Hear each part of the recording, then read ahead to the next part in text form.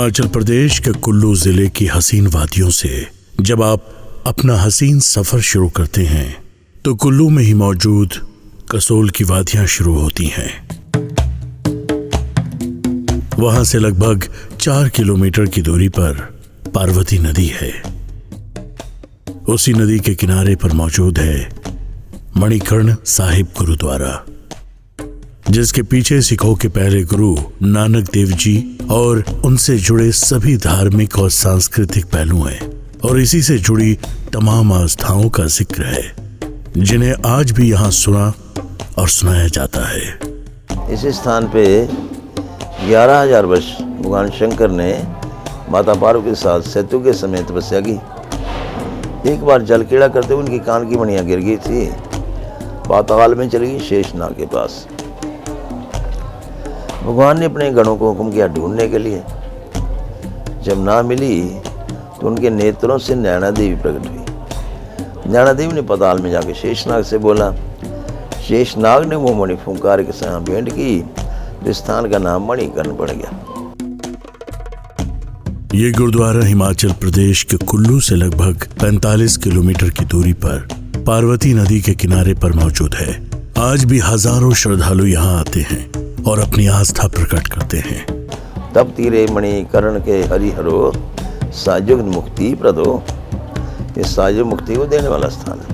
1940 में संत बाबा नारायण हरि जिस पावन स्थान पे पधारे, उसमें यहाँ पर कोई जगह नहीं थी बनी, केवल ये पार्वती नदी चलती थी। चारों तरफ गंदगी का ढेर हुआ करते थे। तो बाबा ने सारे स्थान की सेवा स्वयं की। यहीं पर भगवान का दर्शन हुआ और स्थान का निर्माण करने का हुक्म भी।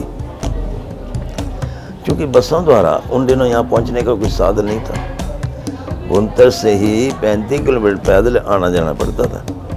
तो बाबा अपने कंधों पर सीमट और राशन पैदल उठा के लाए। इस स्थान पर लंगर आरम्भ किया, इस स्थान का निर्माण आरम्भ किया।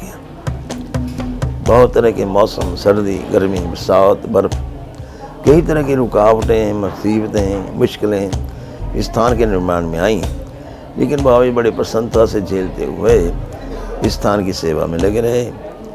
आज उनकी 50 साल की सेवा आपके सामने है।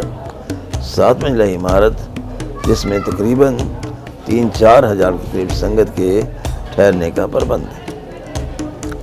इस स्थान पे 24 घंटे लंगर, चाय, बच्चों के लिए दूध का प्रबंध रहता है। इस लंगर में थूम, प्याज, मसूर की दाल और डालडे घी का इस्तेमाल नहीं किया जाता। ये सारा लंगर और कड़ाह प्रसाद देसी घी के साथ तैयार किया जाता है।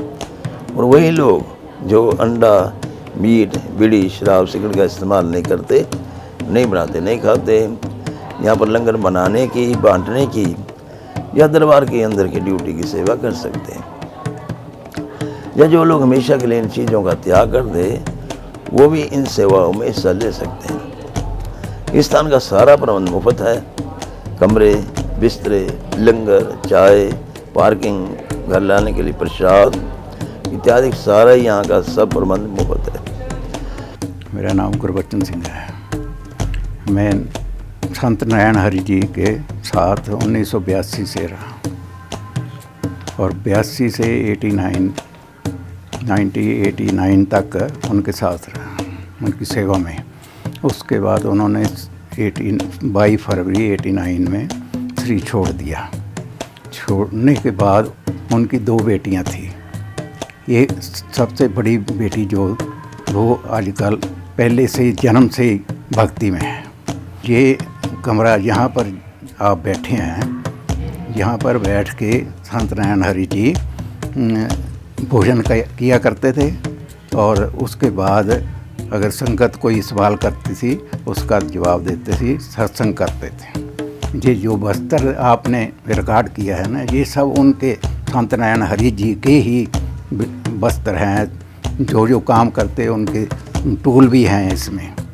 हाँ, जो सब सारी उम्र उन्होंने भक्ति में लगाई और सेवा में लगाई। हमने ऐसा संत कभी नहीं देखा जो अपने हाथ से सुबह 7 बजे से लेकर शाम के 5 तक हाथ से काम करते थे।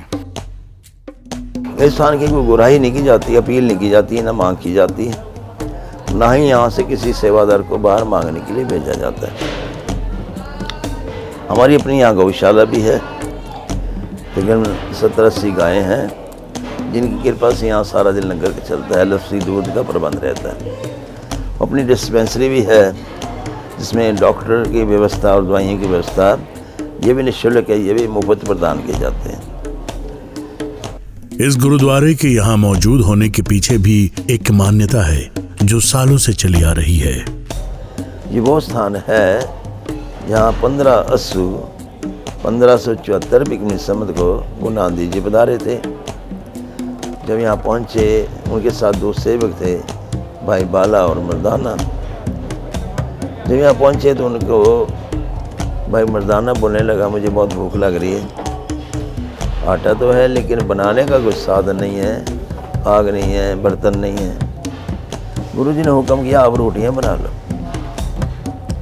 और ये पत्थर हटाओ। जब पत्थर हटाए, नीचे से खौलता हुआ पानी का चश्मा प्रकट हो गया। बोले रोटियां इसमें डाल दो। रोटियां डाली, सब डूब गई। कहने लगा थोड़ा सा आटा था, वो भी चला गया। गुरुजी ने हुक्म किया, आप एक रोटी भगवान के नाम से छोड़ दो। जब उसने अरदास की, रोटियां तर गई, खा के बहुत प्रसन्न हुआ। यहाँ पर गुरु नानक देव जी ने दृष्टांत दिया, जो भगवान के नाम से कुछ देता है, उसका डूबा हुआ भी तर जाता है। इस चमत्कार ने लोगों के दिल में एक आस्था की तरह जगह ली और आज इसी आस्था की वजह से इस जगह का मान सम्मान इतना है कि किसी भी सिख श्रद्धालु के लिए एक बार यहाँ आना बेहद जरूरी माना जाता है। और यहाँ आकर आज भी उसी गर्म पानी में बना खाना जो लंगर के तौर पर बनाया जाता है, खाया जाता है और सिख श्रद्धालुओं के द्वारा गुरु नानक देव को याद किया जाता है। यही वजह है कि इस जगह का बहुत बड़ा मुकाम है।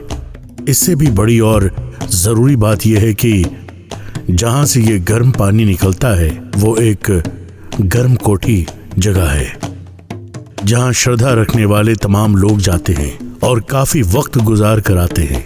और इसके पीछे वजह है एक मान्यता की। इस गर्म पानी के पास बैठने से बहुत सी बीमारियां खत्म हो जाती हैं। इसमें जोड़ों का दर्द जैसी बीमारी भी है।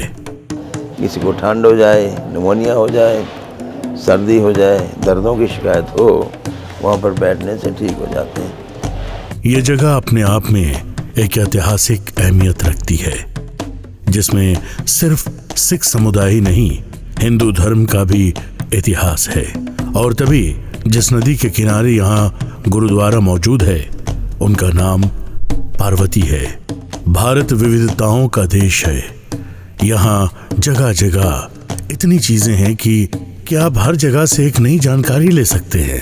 वरना किसे मालूम है कि कुल्लू की हसीन वादियों में एक ऐतिहासिक गुरुद्वारा का द्वार मौजूद है, जो जितना चारों तरफ पहाड़ों से घिरा है, उतना ही मान्यताओं से जुड़ा है।